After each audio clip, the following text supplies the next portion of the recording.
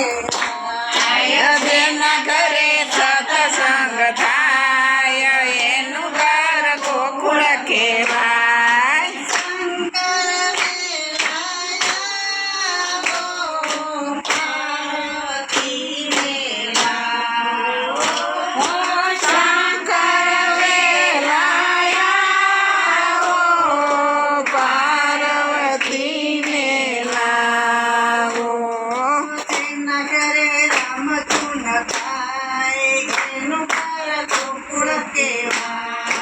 જેના ઘરે રામ ધૂન થાય એનું ઘર ગોકુળ કહેવાય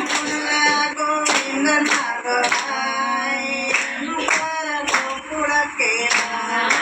ગુણલા ગોવિંદ ના ગવાય એનું ઘર ગોકુળ કહેવાય જેના ઘરે સત્સંગ હોય એનું ઘર ગોકુળ કહેવાય જેના ઘરે સત્સંગ હોય એનું ઘર ગોકુળ કહેવાય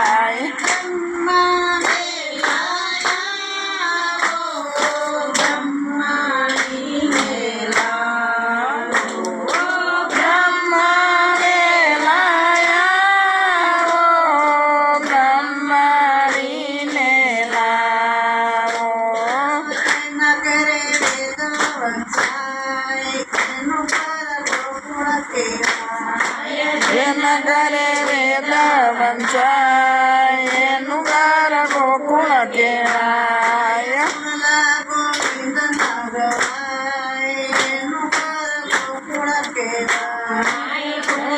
ગોવિંદ ના ગવાય એનું ઘર ગોકુળ કહેવાય જેના ઘરે સત્સંગ હોય એનું ઘર ગોકુળ કહેવાય જેના ઘરે સત્સંગ હોય એનું ઘર ગોકુળ કહેવાય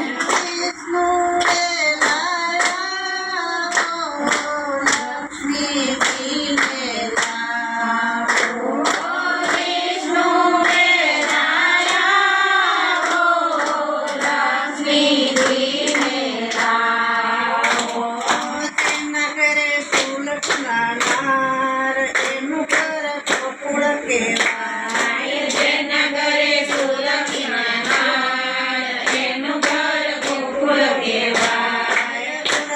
ગોવિંદ ના ગવાય એનું ઘર ગોકુળ કહેવાય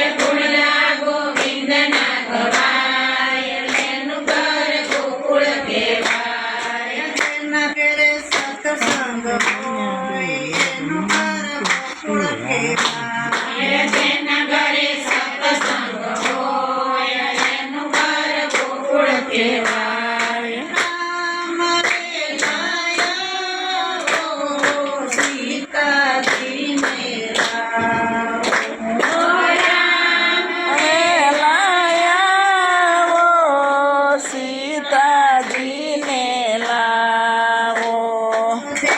તુલસી હોય એનું ઘર ગોકુળ કહેવાય તુલસી હોય એનું ઘર ગોકુળ કહેવાય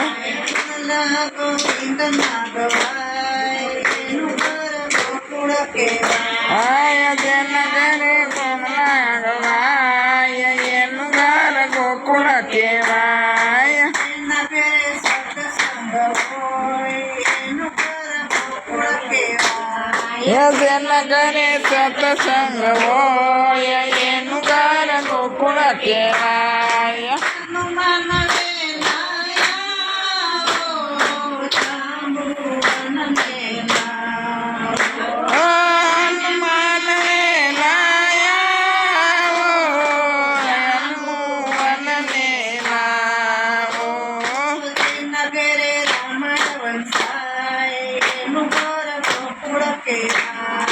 જેના ઘરે રામણ વંશાય એનું ઘર ગોકુળ કહેવાય.